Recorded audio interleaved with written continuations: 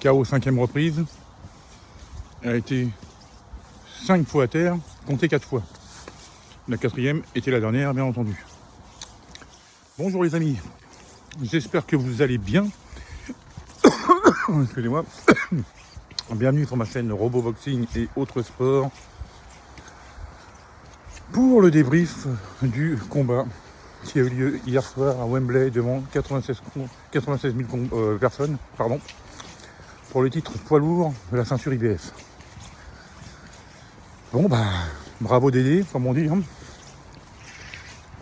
The winner est Daniel Dubois, KO 5e reprise. Alors, moi j'étais pour Joshua, parce que je continue toujours à dire que Dubois a une tête d'arrogant, une tête à claque. Je trouve qu'il a une tête à claque. Après, c'est pas de sa faute. Hein. Il a la tête qu'on lui a donnée. Hein. Mais bon, ceci dit, il a fait son combat. Là, il n'y a aucun problème là-dessus. Il a même fait son super combat. Il a très vite été à distance pour frapper. Alors que, il était quasiment la même taille que Joshua, était un peu plus grand. Donc au niveau de la longe, il était un peu plus avantagé. Mais bon, Dubois a vite pris l'ascendant.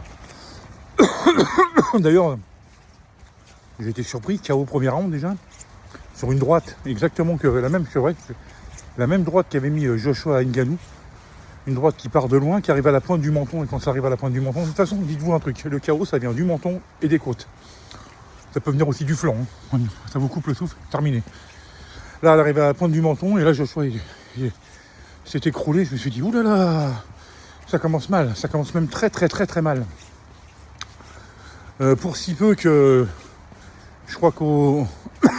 oh, excusez-moi, parce que là, il y a un truc en travers de la gorge. Pour un peu qu'au deuxième round, il a été sauvé par le gong. Après une avalanche de coups. Il y a eu une fois où il tombe, l'arbitre il décide de ne pas compter. À un moment donné, c'est au troisième, j'ai cru qu'il allait arrêter le combat, j'ai dit c'est fini.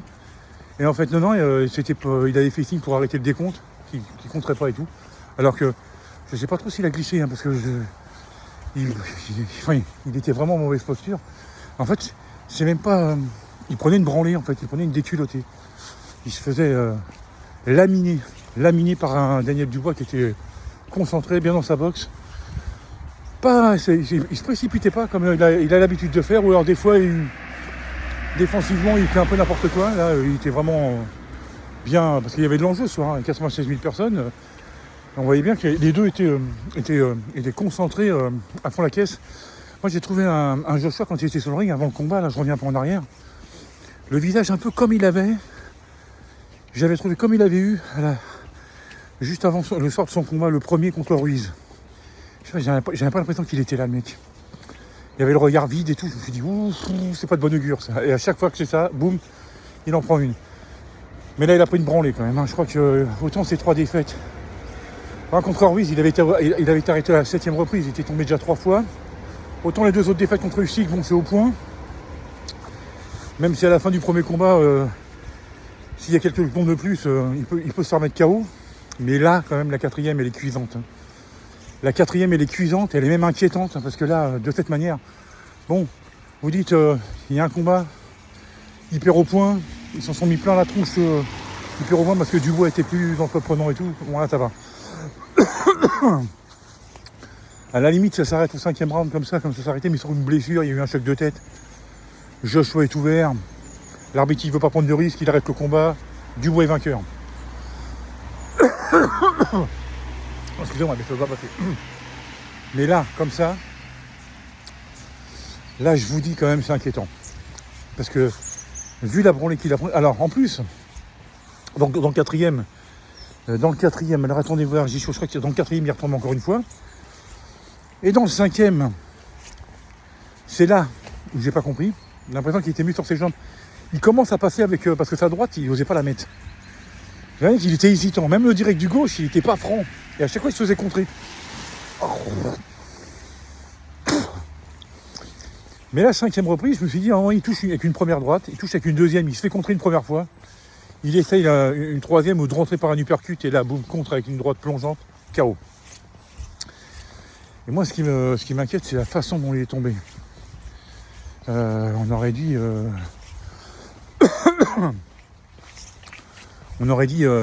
genre vraiment le corps mort, comme ça, boum, quand il s'est écroulé, j'ai fait c'est fini. Il a essayé une première fois, mais son corps l'avait abandonné et tout. Et l'arbitre, logiquement, a arrêté le combat. Mais perdre comme ça, même lui, à mon avis, là, il a dû passer une sale nuit. Hein. Je trouve que d'ailleurs, il n'a pas dû dormir. Ça a dû être pareil pour les deux. Autant Dubois était content. Mais enfin, Dubois, il n'a même pas célébré sa victoire. Hein. Il est retourné dans son coin.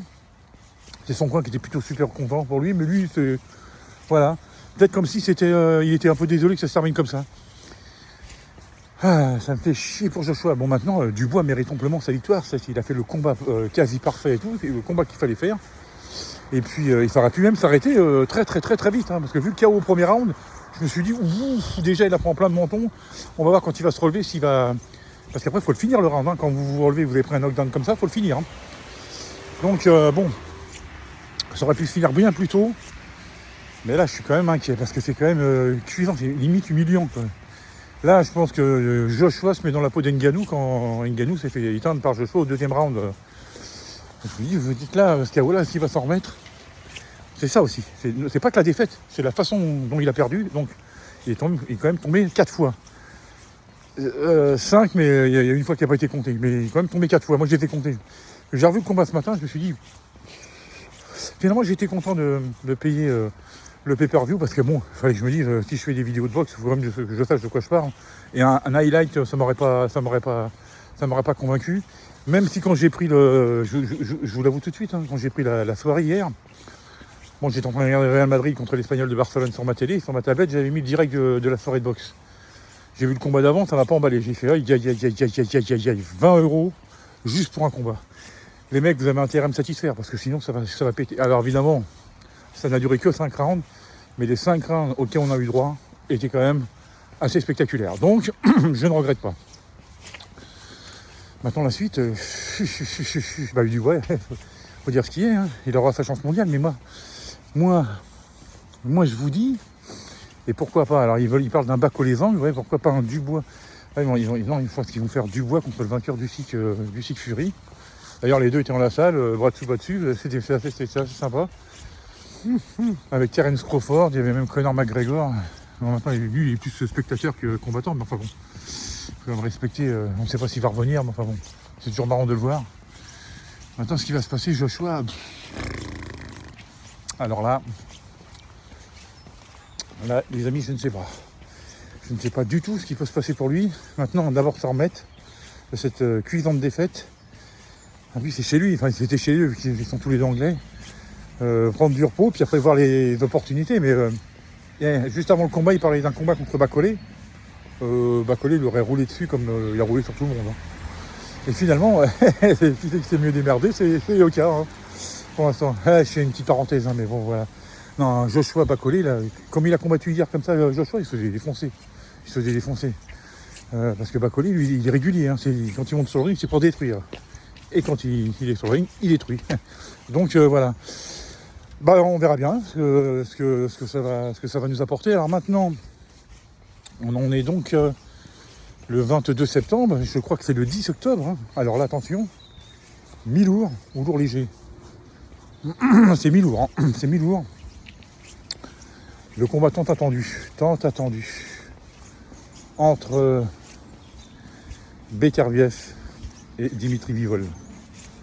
Alors là, moi, mon favori, c'est Bivol, hein. Même si Beterbiev est considéré comme le favori parce que au niveau des KO c'est assez violent, mais moi je vais vous dire, vous allez avoir une surprise. On en reparlera. Enfin, c'est le prochain, je crois, le prochain gros rendez-vous boxe anglaise, si je ne m'abuse. Donc voilà, on en reparlera, on aura le temps de faire des petits pronos et de reparler d'ici là. En attendant, ce dimanche pluvieux de merde. La pluie n'a pas encore commencé, mais c'est prévu. De toute façon, la semaine qui va venir va être merdique. Je vous souhaite à toutes et à tous un super dimanche. Et puis on se retrouve très vite pour une nouvelle vidéo. Allez, ciao. Ciao.